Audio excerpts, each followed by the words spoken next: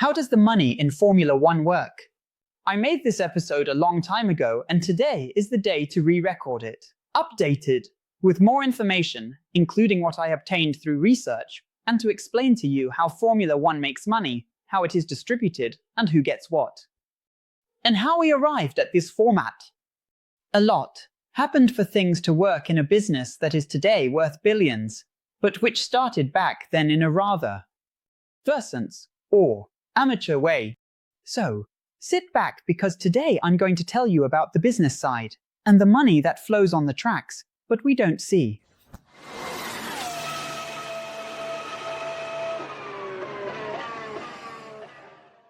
It's no exaggeration to say that Formula One is today a billion-pound business.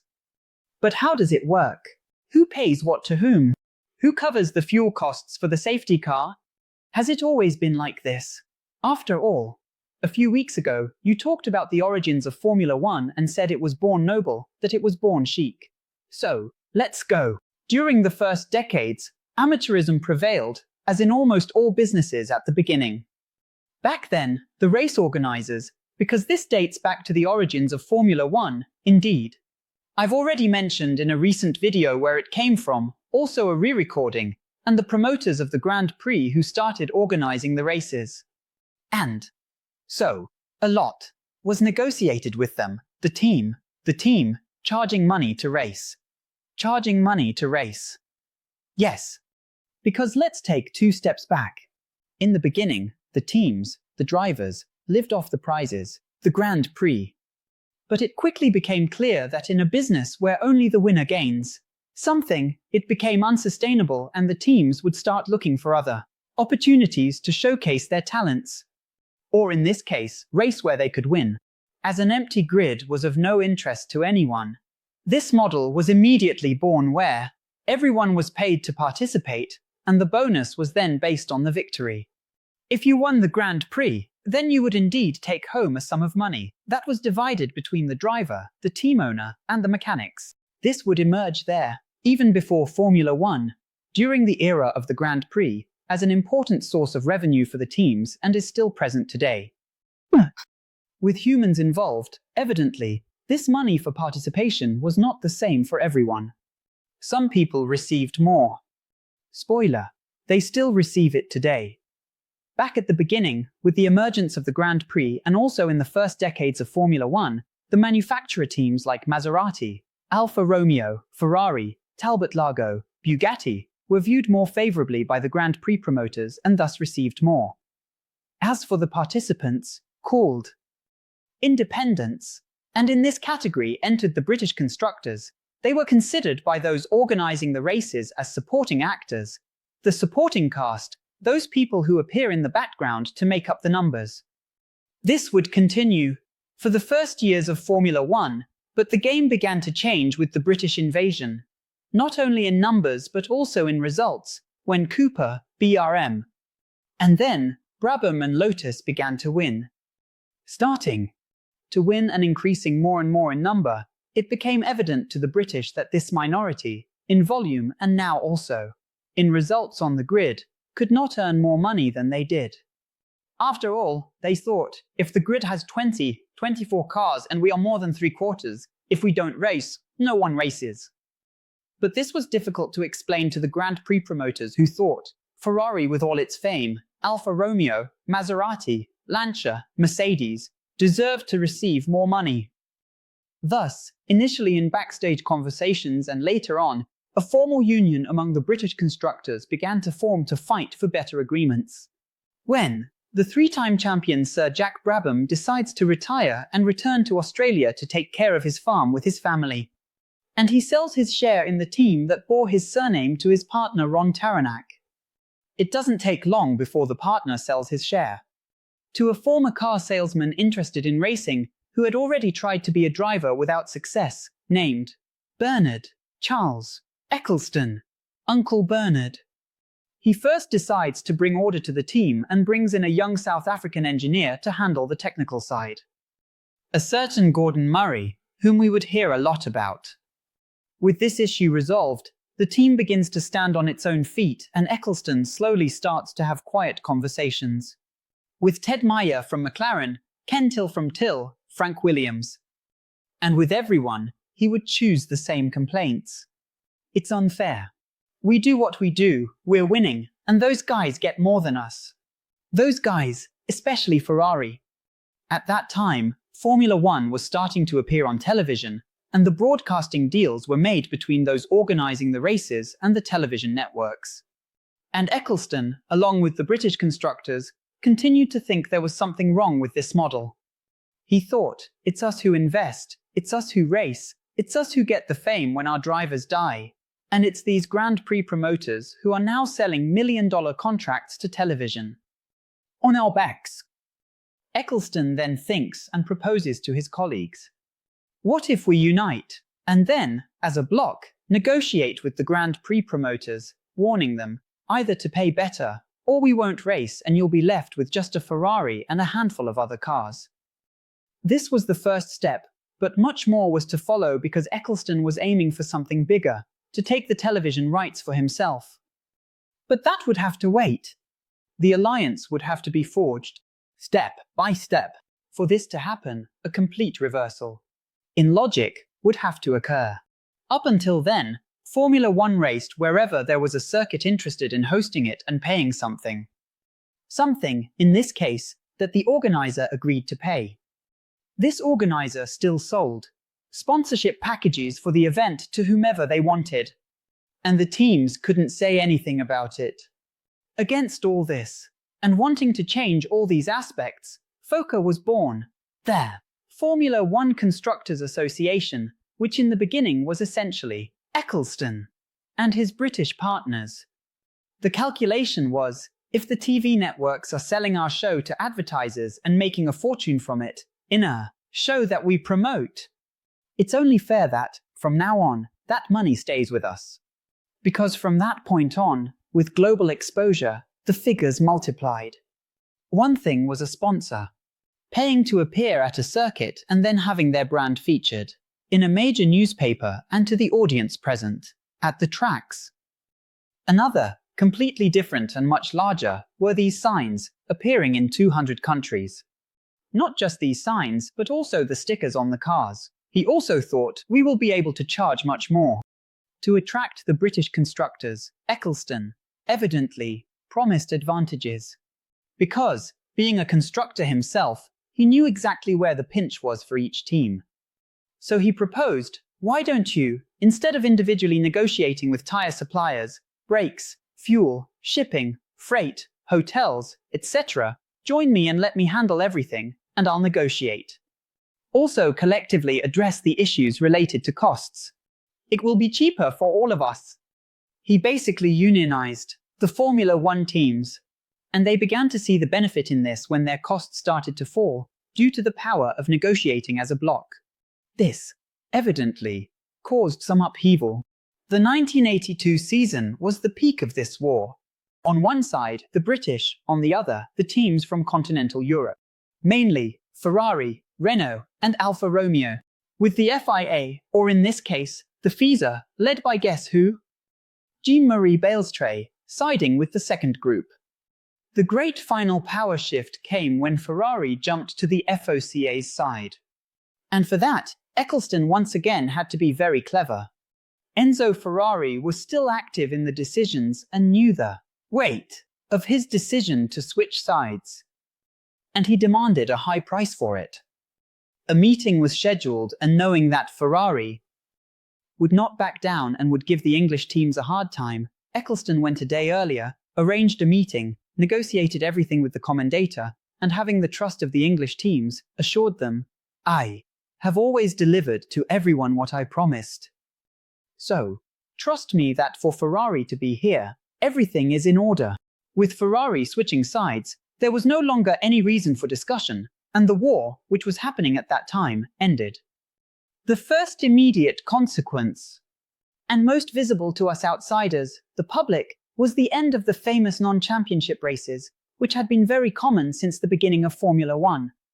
After the emergence of the Concorde Agreement, a document that still exists today, evidently updated, which governs the commercial obligations of Formula One and is signed by all the teams.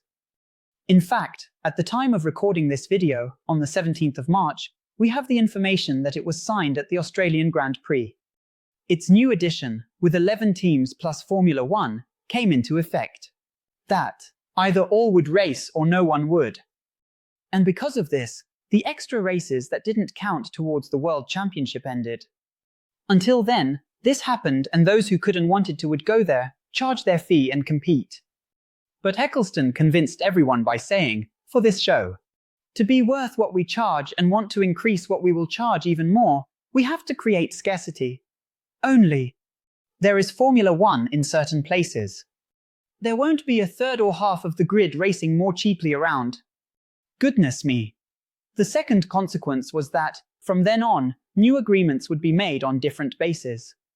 Not just financial, but also infrastructural. It was at this time that Eccleston, 𝘾𝙤𝙥𝙮𝙧𝙞𝙜𝙝, and Professor Sid Watkins began to impose requirements on the circuits, such as the existence of hospitals, provision of vehicles and helicopters for rescue. I spoke about the immense evolution of safety in Formula One and Professor Watkins' role in this recent video here. Link in the description. It's really worth watching. From then on, the so-called promoter's fee was instituted, a fee that Formula One charges, a kind of lump sum, which is divided among the teams. It is still, to this day, an important source of revenue in the mix. And I will tell you more about the composition of this mix. Next. The next and very important step to ensure that Formula One wasn't at the mercy of local broadcasters was the creation of its own television. I'm not yet talking about F1 TV, which is related to this, but would come much later. Eccleston thought, I need to produce my own footage. Because the service quality varied greatly from country to country. And it was common that, during a race in Brazil, there would be a lot of focus on Brazil and almost nothing on the rest. And in Japan, and in Italy, and so on. This could be very appealing to the local audience, but it undermined Eccleston's selling point to the world, claiming that he promoted a global sport. Because then the advertiser would say that each track has a different type of broadcast, so they preferred to advertise in only a few races. He needed to have a standardized service with technical quality and editing that prioritized the competition, not national preferences. Another important step was the alignment of sponsors. Today, for example, you can see how this works. There is an official watch supplier, TAG Heuer. There is an official logistics provider, DHL. There is an airline, Qatar Airways. There is a beer, Heineken. There is a champagne, Moet Chandon, Lotus Vuitton, and so on. Brands that are part of global agreements directly with Formula One. But in the past, Formula One would come to Brazil and the Autodrome had its own agreements. Individual agreements with occasional brands, such as Chevrolet branding the tower. Shall we see if we can find an image of that? Suddenly, Formula One had a beer brand, like, I don't know, the Australian Fosters, but in Interlagos or Jacarepaguá, a skull logo would appear, and so on. This would make Eccleston furious, and rightly so. Until, not long ago, this was a point of friction, for example, with Monaco, which had its own individual agreements. And Formula One had to swallow that bitter pill. Okay, Rodrigo, but what about the money? How does it work? So, I needed to explain up to this point to start unraveling the whole thing. Nowadays, the main sources of revenue for Formula One are 1. Television rights 2. The promoter's fee that they charge those who organize the races to go there and race. 3. Global agreements. 4. Revenue from F1 TV. 5. Product licensing. And 6. Corporate suites and grandstands. For example, in this case, the Heineken Star, lounges of a potential sponsoring bank, etc. Formula One today earns, in total, according to the report published at the end of 2024, $3.65 billion. The division of this, according to the same document, is 32.8%. For image rights. Television is the money paid by each broadcaster in each country to broadcast, to have the right to show the images. And, with this, sell their advertisements locally, and then, depending on each case, they may or may not sell sponsorship slots that clash with those of Formula One. This depends on contracts. In second place, with 29.5%, is the promoter's fee, the charge for hosting a race.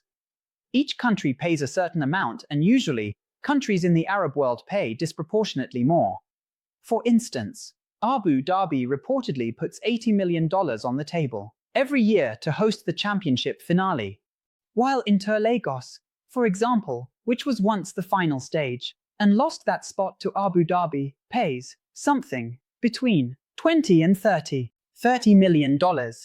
Finally, 18.6% goes to sponsorship agreements.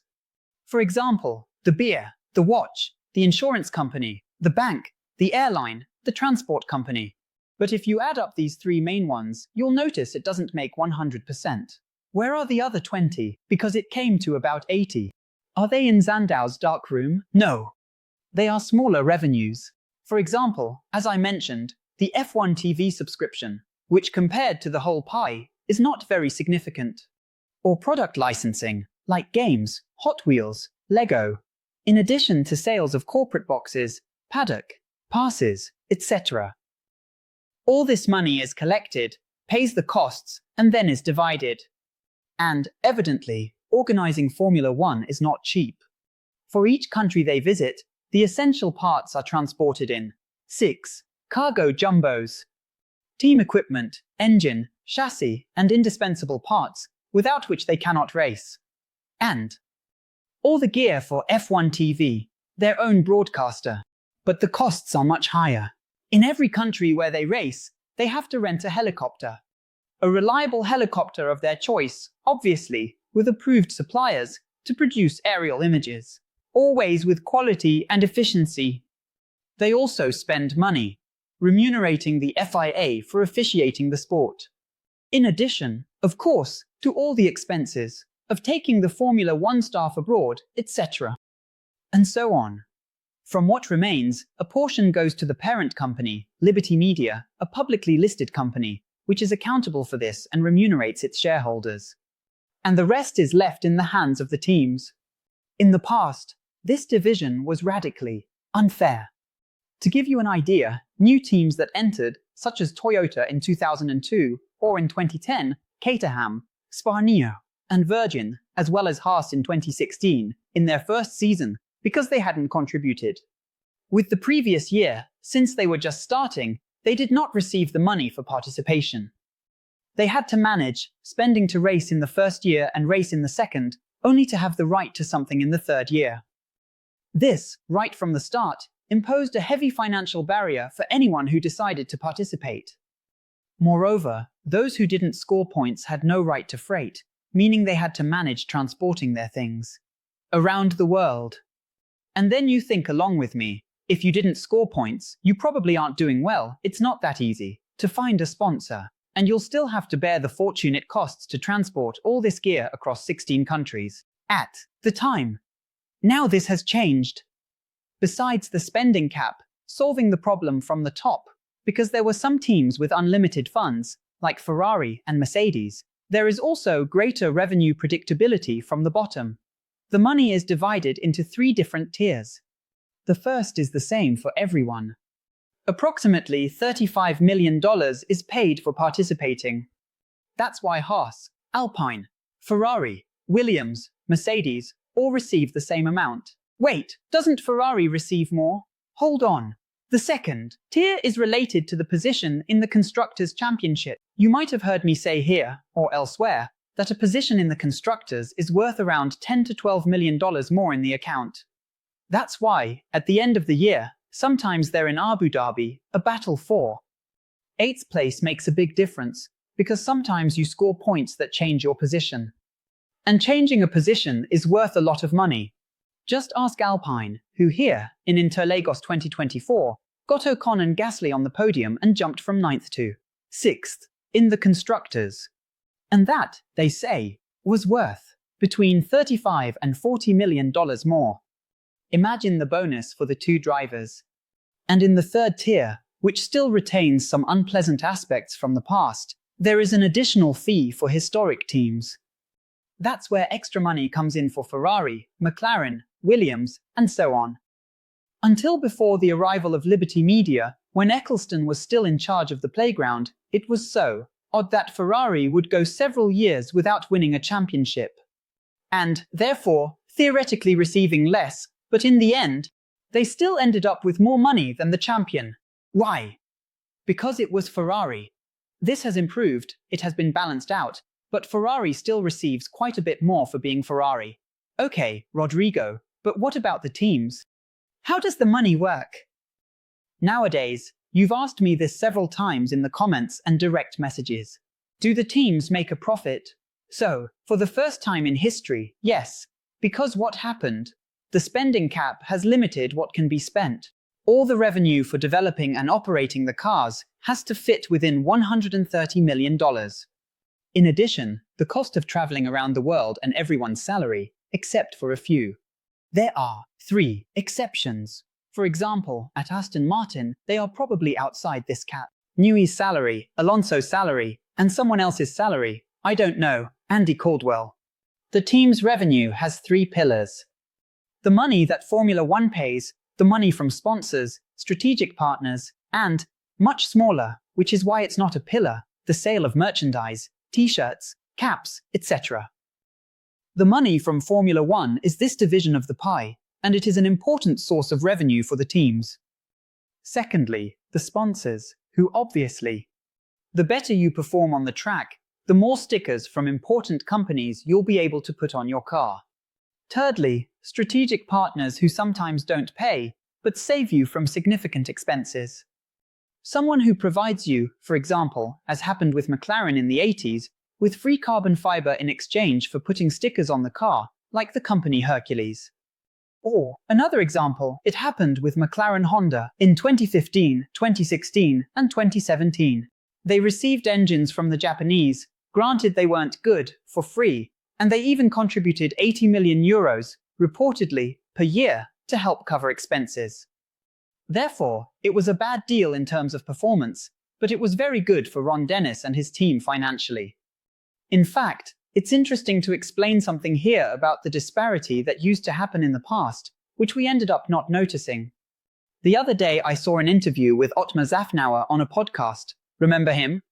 He was commenting that some teams had 10, 20 times more money than others to spend. And he explains, before the spending cap, if one team spent $120 million and another spent $240, the one with $240 didn't have double the money. It had 15, 20 times more. Because for every team, it costs more or less the same to operate. Let's say $100 million per year. So, for one team, there was 20 left to develop the car. And for the other, which had 240 minus 100, there was 140 left. In other words, one had 20, the other 140, 7 times more. That was the multiple. And then he says, that's why it was difficult to compete. And he was a boss for a long time at Force India, against a Ferrari, against a Red Bull, against a Mercedes, because they didn't have double the money. They had many times more. Until the introduction of the spending cap, it was common that among the 10 teams on the grid, there were always 2 or 3 with a noose around their necks, close to closing down, and, because of that, having to resort to paying drivers. Nowadays, none of the Formula One teams are on the brink of bankruptcy. And with the establishment of this league system, similar to the NFL, NBA, etc., with everyone receiving more or less equally and the need for approval for the entry of a small team, the value of all has increased. And, because of this, to enter in 2026, GM Cadillac will have to put on the table to be divided among the 10, $250 million. Therefore, 45 for each one, to be able to sit at the same table. This takes into account an estimated loss of revenue for the other 10, while the pie does not grow with the arrival of the 11th. The new Concord Agreement has already increased this amount to 600, which means that a new and 12th team will have to put this fortune on the table before thinking about manufacturing their new car. Since the arrival of the Liberty Media Group, Formula One, which always made money for Uncle Eccleston, has become a machine for distributing cash to its shareholders, in this case, the Liberty Group, and to the teams. So, while it's true that Eccleston did a lot to bring the ship up to 2017, it's also true that his management was outdated and the Americans who took over from there took things to another level. And I want to talk about that in another video, explaining the explosion of Formula One as a business in recent years and what needed to be done to get there. Agreed. But I needed to make this introductory video first. And the next one will come next week, explaining the origin of this so we can understand the whole story from here on. If you were already here, it's an improved re-recording. If you've just arrived, welcome. It's an explanation in the best way we can do it of how this business works. So this was another episode of Splash and Go. I hope you enjoyed it. Leave a like, it's free, costs nothing, supports the channel. Do us this favor, and I ask you to leave your 𝘖𝙙𝙙 with us, this new tool here on YouTube, to show the algorithm that you like our videos. You like our work, and then it understands that it can recommend it to your friend, to your neighbor, to your cousin. Only this way can we continue growing rapidly, as we are. And I'm proud to say, we make the best, and now also the largest Formula One audience in Brazil. Because when I ask you to leave a like, you go and do it. This means we have more likes, more comments, and more hype than channels with 10, 15 times our number of subscribers. I owe this to you. The channel needs two sides. Those who create and those who watch. To not miss out on anything, you can follow our social media. Instagram, Twitter, TikTok. We have content all the time. Links are down here in the description. They are appearing here. The handles. We also have notification channels on Telegram, WhatsApp, and recently we created one on Instagram. And through there, you also receive messages on your mobile as soon as I publish each piece of content. And we don't mess around when it comes to content here. There were 880 new posts on YouTube and about 200 per month, every month, on Instagram. Alright, so that's it. Cheers. Thank you for watching. A big hug.